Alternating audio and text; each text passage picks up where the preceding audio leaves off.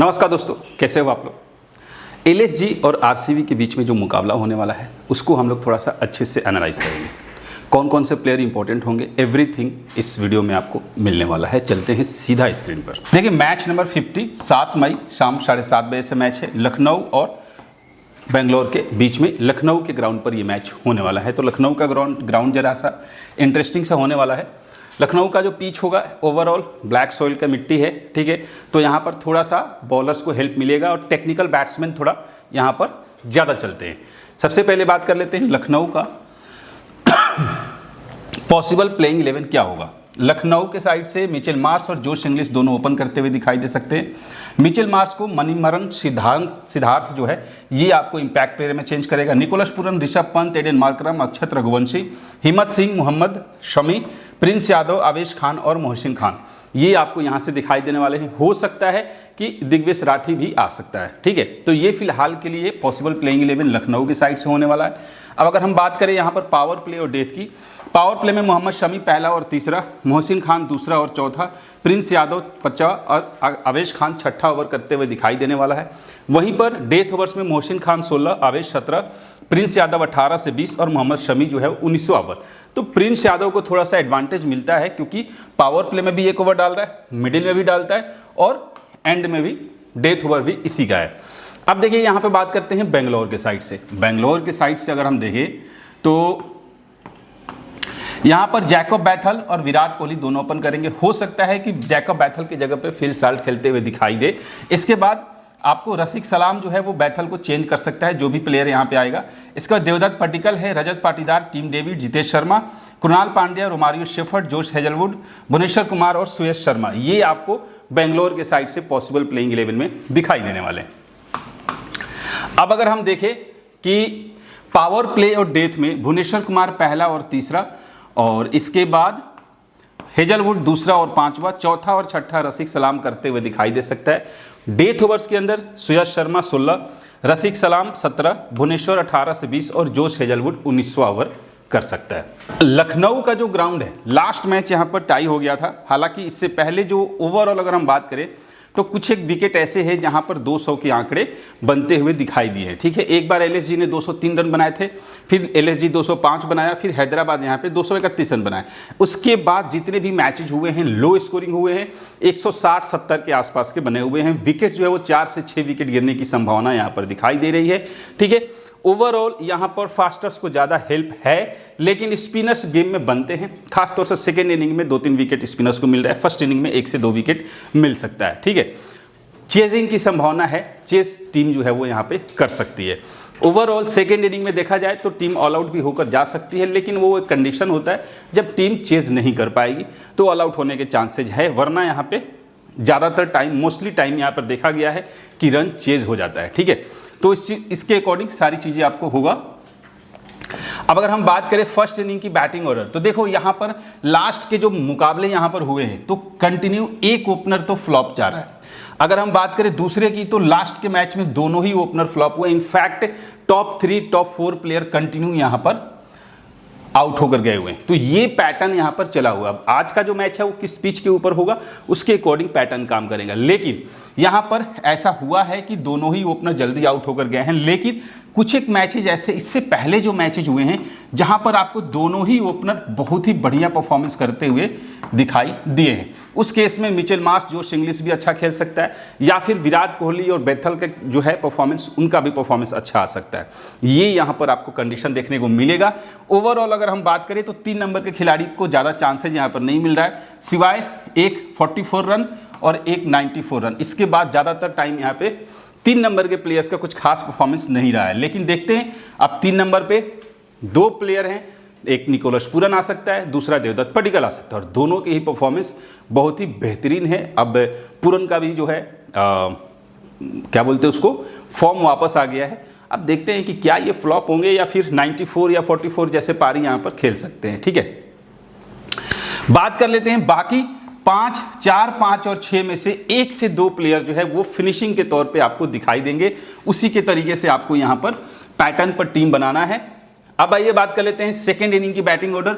Second inning में भी same situation होता है, ऐसा नहीं है कि सेकेंड इनिंग थोड़ा सा अलग होता है, बट सेकेंड इनिंग में 3 नंबर के साथ आप रिस्क ले सकते हैं। 3 नंबर के खिलाड़ी का चांसेस यहाँ पर ज़्यादा दिखाई दे रहा है, यानी कि अगर हम दोनों ओपनर्स की बात करें तो सिर्फ एक बार ऐसा हुआ है जब दोनों ही ओपनर यहाँ पर बहुत बढ़िया परफॉर्मेंस करके गए, नहीं तो एक ही ओपनर के चांसेस सेकेंड इनिंग में दिख रहा है। 3 और 4 नंबर के जो खिलाड़ी हैं वो यहाँ पे ज़्यादातर टाइम परफॉर्मेंस अच्छा करके गए हैं। इनफैक्ट दोनों के दोनों नंबर के खिलाड़ी यानी निकोलस पूरन और ऋषभ पंत सेकेंड इनिंग में दोनों इंपॉर्टेंट हो सकते हैं।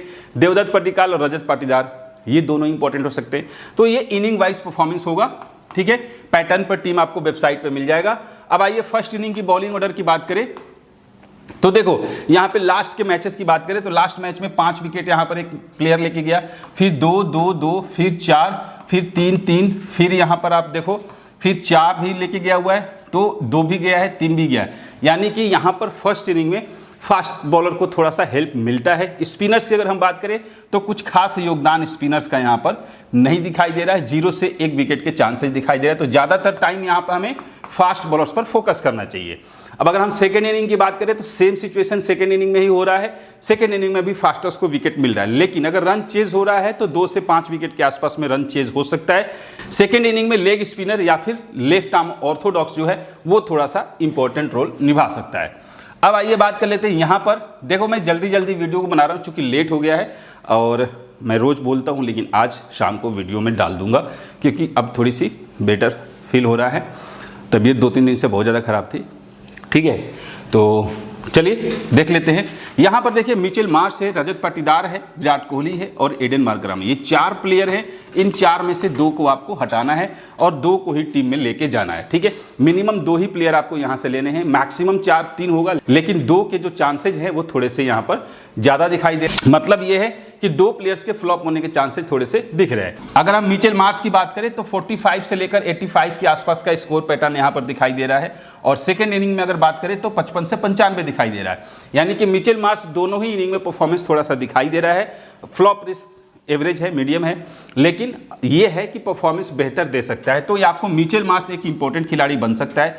रजत पाटीदार देखो 30 दिखाई दे रहा है फर्स्ट इनिंग में मिनिमम, और सेकेंड इनिंग में मैक्सिमम 35 दिखाई दे रहा है। तो सेकेंड इनिंग में तो आपको बताया मैंने कि किस तरीके से पैटर्न बन रहा है, लेकिन यही है कि एवरेज खिलाड़ी हो सकता है। विराट कोहली 55 से 95, 55 फर्स्ट इनिंग में, 70 सेकेंड इनिंग में, तो उस हिसाब से विराट कोहली इंपॉर्टेंट बन सकता है। एडन मार्करम भी इंपॉर्टेंट बनेगा। तो आप लोगों को क्या करना है, एडन मार्करम को रोटेशन करना है रजत पाटीदार के साथ, ठीक है, और रजत पाटीदार को रोटेशन करना है मिचेल मार्श के साथ। मतलब यही तीनों का रोटेशन करना है। विराट कोहली के साथ जा सकते हो, या फिर आप दोनों को रखो, विराट कोहली और मार्करम को रखो, रजत पाटीदार और मिचेल मार्श को रोटेशन में लेके आओ या फिर हटाओ। ये डिपेंड करता है सिचुएशन के अकॉर्डिंग, टीम फर्स्ट इनिंग जाती है या सेकेंड इनिंग जाती है, ठीक है। अब देख लेते हैं यहाँ पर दूसरा विकेट कीपर में ऋषभ पंत है, जोश इंग्लिश है, निकोलस पूरन है और जितेश शर्मा है। ऋषभ पंत का आंकड़ा फर्स्ट इनिंग में 35 से 75 के आसपास दिखाई दे रहा है, सेकेंड इनिंग में 45 से 90 है। जोश इंग्लिश का 30 से 70 फर्स्ट इनिंग में, 40 से 85 सेकेंड इनिंग में, और निकोलस पूरन का फर्स्ट इनिंग में 55 से 100 है, सेकेंड इनिंग में 65 से 125 है। तो एक इंपॉर्टेंट खिलाड़ी बन सकता है, फॉर्म वापस आ गया है। तो यहाँ पर एक खिलाड़ी है जो निकोलस पूरन सेकेंड इनिंग में थोड़ा सा इंपॉर्टेंट हो सकता है। सेकेंड इनिंग में कैप्टन वाइस कैप्टन भी लेके जा सकते हो। और अगर हम सेकेंड इनिंग की बात करें तो जोश इंग्लिश का भी सेकेंड इनिंग में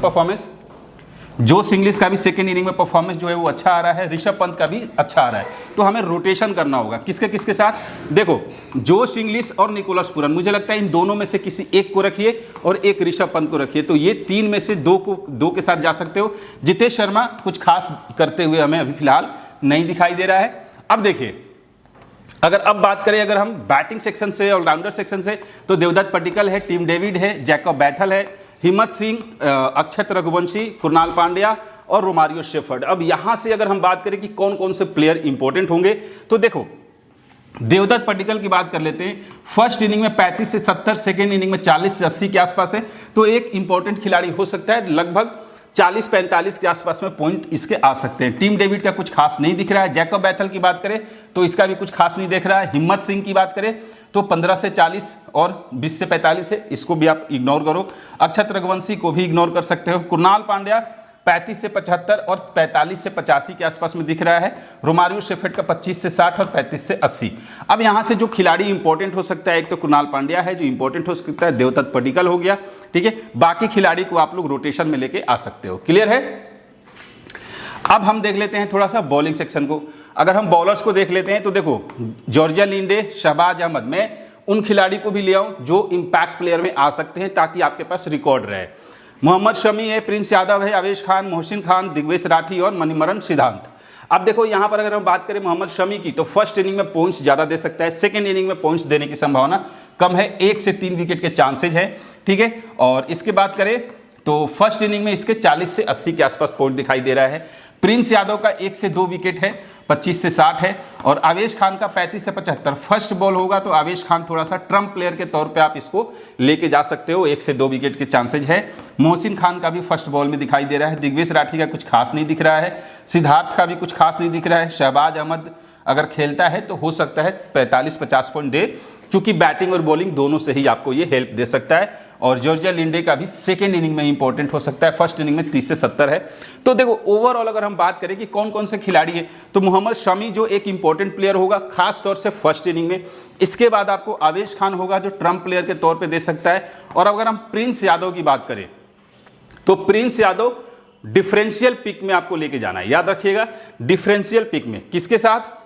तो इसको रोटेशन कीजिए, ऊपर हिम्मत सिंह हो गया या फिर आपके अक्षत रघुवंशी हो गया। अगर मान के चलो लखनऊ की टीम को आप कोलैप्स करते हो तो उस केस में, लखनऊ की टीम को कोलैप्स करते हो उस केस में आप सिद्धार्थ को या फिर हिम्मत सिंह को लेके आओ, ठीक है। और फिर आप यहां से अगर उन लोग को नहीं लेके जा रहे हो तो फिर आप प्रिंस यादव के साथ जाओ। ये एक रोटेशन आपका बन सकता है, बट फिर भी मैंने पॉइंट वाइज और विकेट के चांसेस जो है वो आपको यहां पर दे दिया। अब हम बात कर लेते हैं यहां पर आरसीबी के साइड से। फिल साल्ट है, विराट कोहली है, Bhuvneshwar Kumar, Josh Hazlewood, Jacob Duffy, Shreyas Sharma, Rasikh Salam और आपके एक मंगलेश यादव करके खिलाड़ी है। अब अगर हम इसकी बात करें, मंगलेश यादव है, मयंक नहीं, मंगलेश यादव है। तो फिल साल्ट का अच्छा स्ट्रॉन्ग इंपैक्ट दिखाई दे रहा है, पावर प्ले के अंदर खेलता है तो जरूर पिक कीजिएगा, ठीक है। इसके बाद वेंकटेश अय्यर का कुछ खास नहीं दिखाई दे रहा है। भुवनेश्वर कुमार का फर्स्ट बॉल में 40 से 80, सेकंड बॉल में 35 से 70, 1 से 2 विकेट के रेंज में आपको हो सकता है। जोश हेजलवुड इंपॉर्टेंट खिलाड़ी होगा। जैकब डफी कुछ खास नहीं दिख रहा है। श्रेयस शर्मा कुछ खास नहीं दिख रहा है। रसिक सलाम कुछ खास नहीं दिख रहा है। तो ये कुछ इंपॉर्टेंट खिलाड़ी जो है। अब कैसे? तो श्रेयस शर्मा को सेकंड बॉल में ट्राई कीजिए अगर ये खेलता है। जोश हेजलवुड और भुवनेश्वर कुमार दोनों इंपॉर्टेंट पिक होंगे। रसिक सलाम की बात करें तो डिफरेंशियल पिक में जा सकता है, ठीक है। वो किसके साथ? तो वरुण चक्रवर्ती के साथ। ये भी इंपैक्ट का देखो, अगर मान लो आरसीबी के विकेट पावर प्ले के अंदर ही 2-3 गिर जाते हैं, उस केस में ज़्यादा चांसेज है कि फिर वेंकटेश अय्यर आपको खेलते हुए दिखाई दे। फिर उस केस में आपको यहाँ से रसिक सलाम जो है वो टीम में नहीं आ पाएगा इम्पैक्ट प्लेयर में।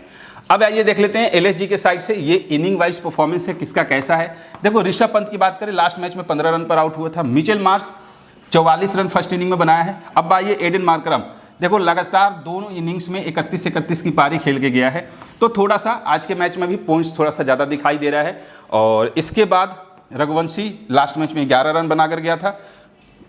एक खिलाड़ी है जो फॉर्म लग रहा है इसका वापस आ गया है, निकोलस पुरन, तो इंपॉर्टेंट खिलाड़ी होगा। इनिंग वाइज परफॉर्मेंस देख लीजिएगा कौन से इनिंग में किसका परफॉर्मेंस कैसा आ रहा है, ठीक है। यहाँ पे ब्रेकअप करके मैंने आप लोगों को दिखाया हुआ है।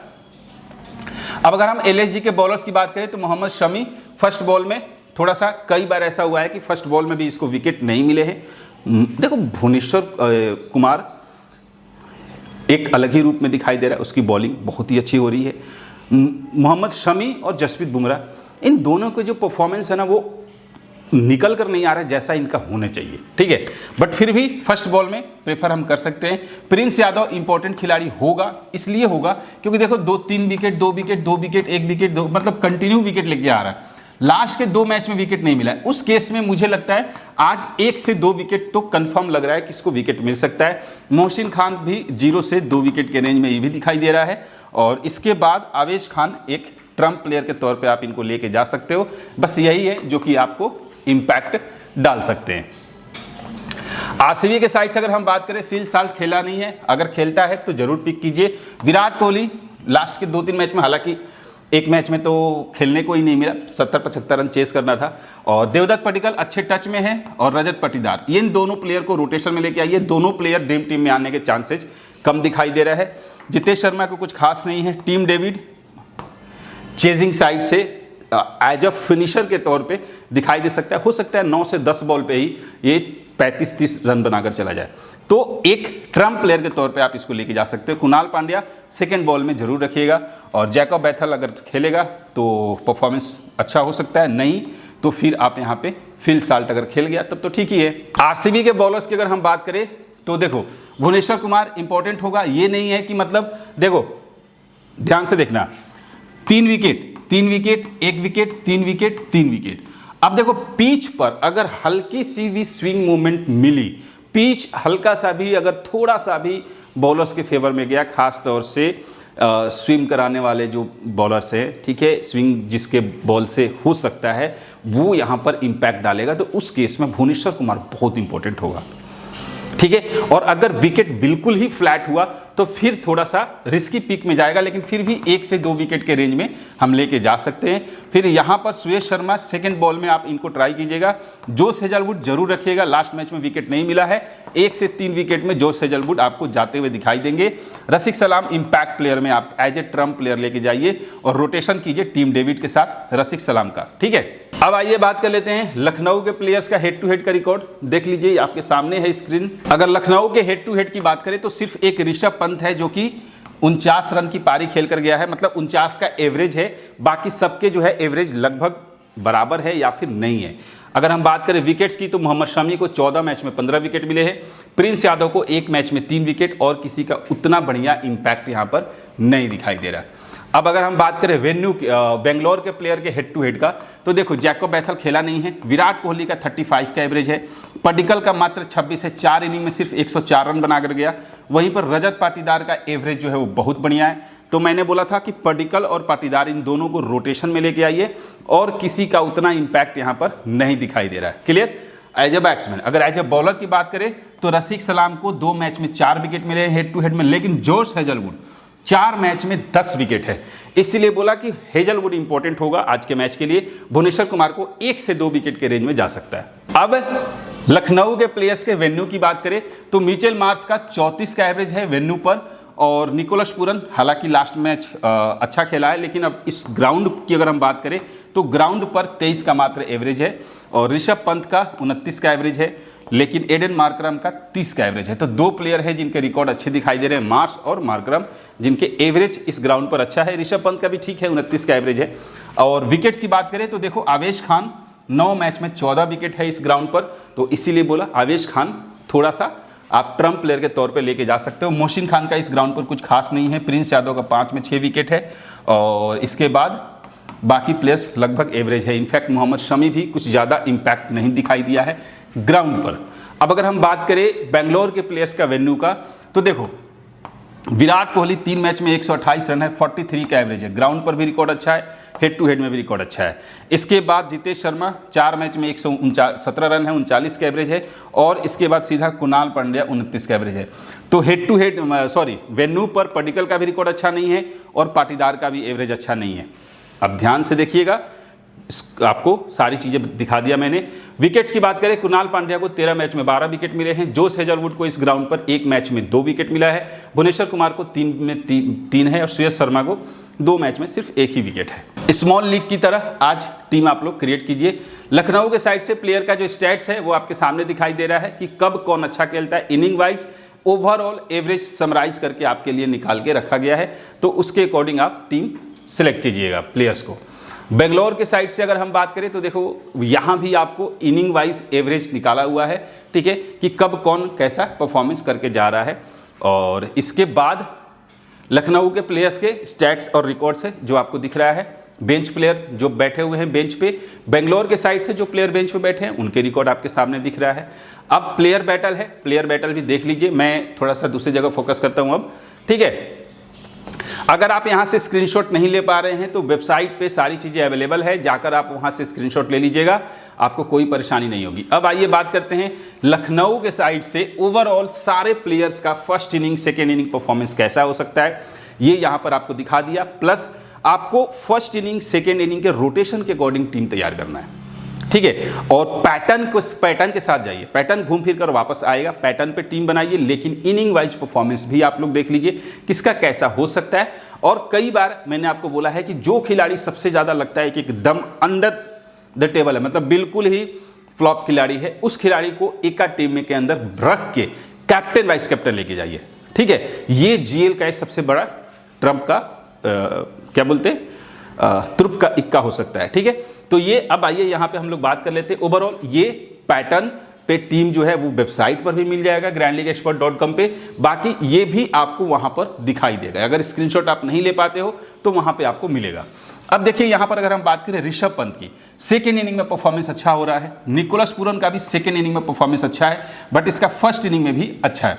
मिचेल मार्श का भी 45 से 85 है, 55 से 95 सेकेंड इनिंग में है, और 45 तो लगभग ठीक ठाक परफॉर्मेंस देके जा सकता है। अब ध्यान से देखना कि अगर मिचेल मार्श ठीक है का परफॉर्मेंस अच्छा दिखाई दे रहा है, इसके बाद अगर यहाँ से अगर हम बात करें नेक्स्ट प्लेयर जो होगा, जैसे कि तो मिचेल मार्श का परफॉर्मेंस अच्छा हो रहा है, ऋषभ पंत का अच्छा हो रहा है, निकोलस पूरन का अच्छा हो रहा है, मोहम्मद शमी का फर्स्ट बॉल में 35 से 70 के आसपास में पॉइंट है, अक्षत रघुवंशी का कुछ खास नहीं दिख रहा है, मुकुल चौधरी खेलेगा तो देख लीजिएगा। एक एडेन मार्करम है जिसका एवरेज जो है वो 40 से 80 और 45 से 85 के आसपास में पॉइंट्स जो है वो आपको यहाँ पर दिखाई दे रहा है। ठीक है, अब हम बात कर लेते हैं यहाँ पर आयुष बदोनी का, जो कि 25 से 60 फर्स्ट इनिंग में, 30 से 70 सेकेंड इनिंग में है। डिफरेंशियल पिक हो सकता है। देखिए यहाँ पर भी लिखा हुआ है, इसको भी आप लोग पढ़िएगा, ध्यान से समझिएगा। मोहसिन खान 35 से 70 फर्स्ट बॉल में थोड़ा सा इंपॉर्टेंट हो सकता है। अब आइए बात करते हैं आवेश खान और प्रिंस यादव का, जो दोनों डिफरेंशियल में होंगे। और प्रिंस यादव का 20 से 55 पॉइंट दिखाई दे रहा है, तो 1 से 3 विकेट के रेंज में आप इनको डिफरेंशियल बॉलर के तौर पे आप लोग लेके जा सकते हो। तो अगर हम बात करें लखनऊ के साइड से किसके एवरेज अच्छे दिखाई दे रहे हैं, तो एक दिखाई दे रहा है सबसे पहले निकोलस पूरन जिसका परफॉर्मेंस अच्छा है, दूसरा मिचेल मार्श जिसका अच्छा दिखाई दे रहा है, और इसके बाद अगर हमें कोई दिखाई दे रहा है तो वो है एडेन मार्करम जो कि स्टेबल दिखाई दे रहा है। लेकिन चूंकि एडेन मार्करम का जो बैटिंग ऑर्डर है वो थोड़ा सा नीचे आ रहा है, इसलिए हल्का सा रिस्की सा लग रहा है। क्लियर है। इसके बाद आपको आवेश खान है और मोहम्मद शमी है जिसके रिकॉर्ड मतलब कि एक प्लेयर हैं जो स्टेबल के तौर पे दिखाई दे रहे हैं आज के मैच में। इतने प्लेयर को आपको लेके जाना चाहिए। क्लियर। बाकी को हम लोग रोटेशन में लेके चलेंगे। अब अगर हम बात करें बेंगलोर के साइड से, विराट कोहली की बात करें 55 से 95, तो ये तो एक तरीके से सभी के टीम में फिक्स रहने वाले हैं। ठीक है। और उसके बाद देवदत्त पडिक्कल का फर्स्ट में कम दिखाई दे रहा है, सेकंड में ज़्यादा दिखाई दे रहा है। और चूंकि फर्स्ट इनिंग के अंदर 3 नंबर के खिलाड़ी पर रिस्क ज़्यादा दिखाई दे रहा है, ये दिमाग में रखिएगा। रजत पाटीदार का 30 से 65 फर्स्ट में, 35 से 75 सेकेंड इनिंग में दिखाई दे रहा है। टीम डेविड का सेकेंड इनिंग में आप लेके जा सकते हैं। रोमारियो शेफर्ड सेकेंड इनिंग में, सेकेंड बॉल में इंपॉर्टेंट होगा। कुणाल पांड्या 35 से 75 फर्स्ट में, 45 से 85 सेकेंड में, तो कुणाल पांड्या एक इंपॉर्टेंट खिलाड़ी होगा। दूसरा भुवनेश्वर कुमार जो होगा इंपॉर्टेंट होगा। तीसरा जोश हेजलवुड। ये 3 खिलाड़ी जो है वो इंपॉर्टेंट दिखाई दे रहे हैं एज अ बॉलर ऑलराउंडर। इसके बाद विराट कोहली है, फिल साल्ट खेलेगा तो इंपॉर्टेंट होगा। इसके बाद देवदत्त पडिक्कल के साथ भी आप लोग जा सकते हो। तो ये खिलाड़ी जो है आपको बेंगलोर के साइड से इंपॉर्टेंट दिखाई दे रहे हैं। बाकी खिलाड़ी को हम लोग रोटेशन में यूज करेंगे। अब फाइनली एक टीम बनाया है जहां पर मैंने ऋषभ पंत को रखा है, निकोलस पूरन को रखा है, मिचेल मार्श है, विराट कोहली है, देवदत्त पडिक्कल है, टीम डेविड है, कुणाल पांड्या है, भुवनेश्वर कुमार, जोश हेजलवुड, मोहम्मद शमी और आवेश खान। ठीक है। अब देखो मैंने क्या किया, एक यहां पर रखा मैंने आवेश खान को एज ए बॉलर 0 से 30% के सिलेक्शन में एज ए ट्रम्प प्लेयर, और मैंने टीम डेविड को रखा है। बाकी मैं विराट कोहली को कैप्टन बनाने वाला था चूंकि पॉइंट ज़्यादा दिखाया जाए, बट मैंने विराट कोहली को ना बना के रिस्की आपको अगर जाना है तो मैंने देवदत्त पडिक्कल को बनाया और निकोलस पूरन को वाइस कैप्टन। ठीक है। अगर आप मिचेल मार्श को लेके नहीं जाते हो तो मिचेल मार्श के साथ आपको जाना है मार्करम के साथ। ठीक है, ये याद रखिएगा। पडिक्कल के रोटेशन लेके जाना है किसके साथ, पाटीदार के साथ, ये याद रखिए। टीम डेविड को रोमारियो शेफर्ड के साथ जाना है। ऋषभ पंत को अगर आपको ड्रॉप करना है तो ऋषभ पंत को ड्रॉप करके फिर आप किसी बॉलर या फिर किसी ऑलराउंडर के साथ जा सकते हैं। ठीक है। बाकी ये खिलाड़ी हैं। अब यहाँ पर अगला जो रोटेशन होगा रिस्की पिक में, आप यहाँ से हटा के भुवनेश्वर कुमार को हटा के आप यहाँ पर सुयश शर्मा या फिर कोई और बॉलर, रसिक सलाम जो है, इन लोगों को एज ए ट्रम्प प्लेयर आप लोग यूज कर सकते हो। बाकी प्लेयर का आपके सामने दिखाई दे रहा है। ठीक है। आई होप यही चीज़ें होने वाली हैं। बाकी का जो टीम है वो आपको वेबसाइट पर मिल जाएगा। तो जा रहा हूँ ताकि जल्दी से वेबसाइट पे सारी चीज़ें अपलोड करूँ और सेकंड मैच की वीडियो आज 8 बजे आप लोगों को अपलोड करके दे दूँ। मिलते हैं फिर नेक्स्ट वीडियो में, तब तक के लिए जय हिंद।